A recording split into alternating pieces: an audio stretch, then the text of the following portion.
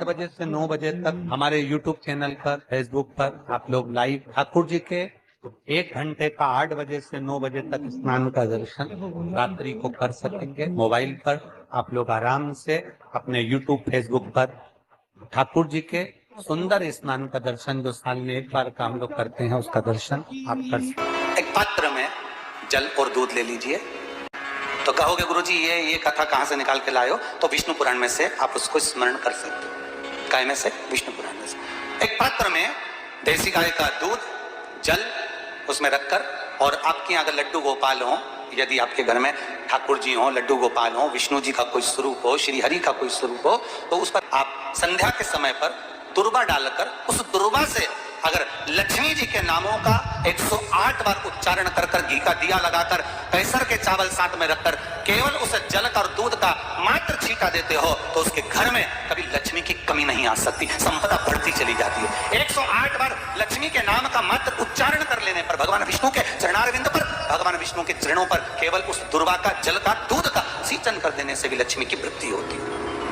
आपके घर में छोटे से डंडी का भाग होता है, आपको कहा था, आपको स्मरण में होगा शायद, हमने जब बेलपत्री की महत्वता बताई थी तो उस बेलपत्री की महत्वता में कहा था ब्रह्मा विष्णु महेश ये 3 हैं, बोला था। बीच में ये बड़ी पत्ती से लेकर जो 2 पत्तियां होती हैं, इनके बीच में जो जगह बचती है, इसमें मां पार्वती के 64 योगनियां, मां पार्वती अपनी पूर्ण सिद्धि के साथ में जितनी भी देवी के स्वरूप हैं, वो माता 64 योगनियां देवी के स्वरूप में यहां पर विराजमान होती हैं। 2 पत्ती के नीचे से जो डंडी होती है नीचे तक, ये पूरी डंडी में 33 कोटि देवी देवताओं विराजमान होते हैं इस पूरी डंडी के अंदर।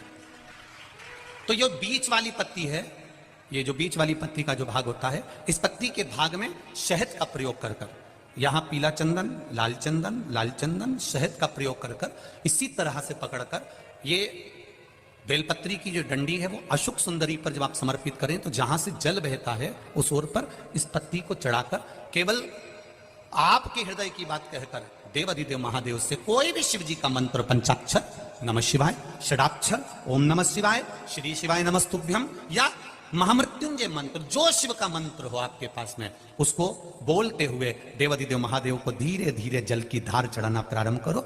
जल की धार जब पूर्ण होने लगे, उसमें थोड़ा जल बचे, तब अशुक सुंदरी पर जो तुमने बेलपत्र चढ़ाई है, वहां उस जलधार को चढ़ा। ये प्रयोग आपको केवल सोमवार की अष्टमी पढ़ने पर ही करना है।